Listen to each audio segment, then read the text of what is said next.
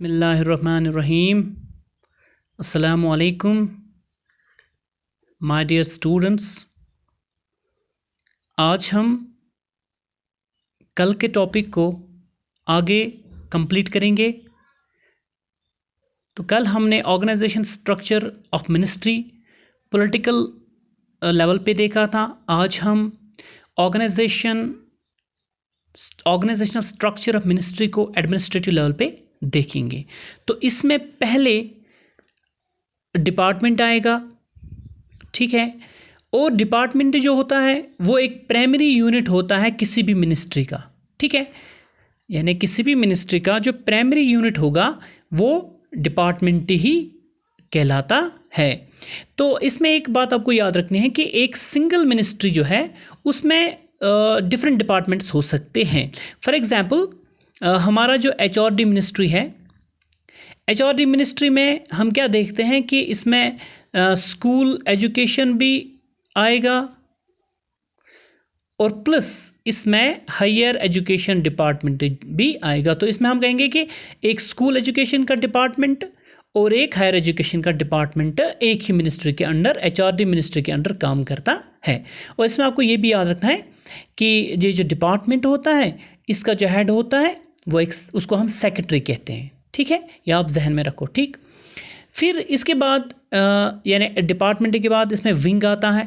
अब ये जो विंग है ये डिपेंड करेगा कि किस डिपार्टमेंट में कितना काम है, यानी वॉल्यूम ऑफ वर्क। अब जितना काम ज़्यादा होगा तो डिफरेंट जो विंग्स है उनकी फॉर्मेशन होगी।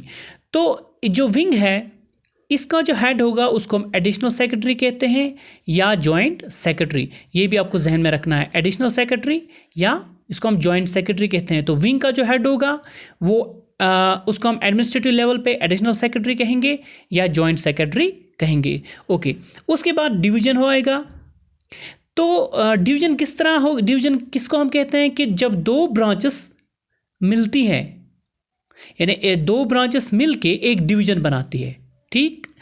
तो इस डिवीज़न बनेगा उसका जो हेड होगा, चार्ज जिसके पास होगी उसको हम डिप्टी सेक्रेटरी कहते हैं, ठीक है। ये आप जहन में रखो, सेक्रेटरी एक डिपार्टमेंट का हेड होता है, फिर विंग का जो हेड होगा वो एडिशनल सेक्रेटरी और डिवीज़न का जो हेड होगा वो डिप्टी सेक्रेटरी कहलाता है, ठीक। उसके बाद आएगा ब्रांच। तो ब्रांच किस तरह बनेगा, जब दो सेक्शंस मिलेंगे तो एक ब्रांच कहलाएगा, ठीक।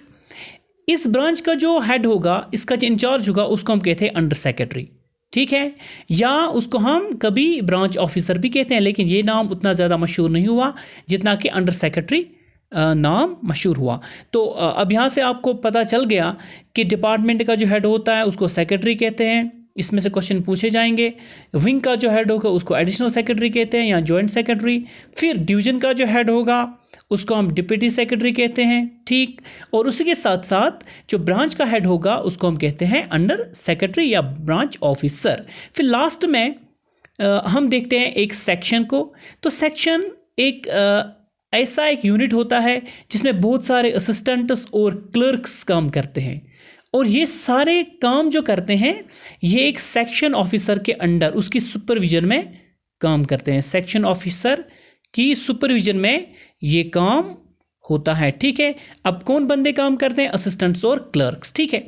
तो सेक्शन में आप याद रखो कि ये एक लोवेस्ट यूनिट होता है जिसमें बहुत सारे असिस्टेंट्स और क्लर्क्स काम करते हैं, और उनका काम जो देखने वाले बंदे होते हैं उसको हम सेक्शन ऑफिसर कहते हैं। उसी के सुपरविजन में ये सारा काम होता है।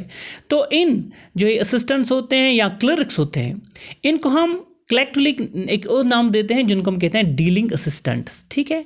तो इनका एक सिंपल सा नाम हम कहते हैं डीलिंग असिस्टेंट्स। तो इस तरह से organisational structure of ministry administrative level पे कंप्लीट हो गई।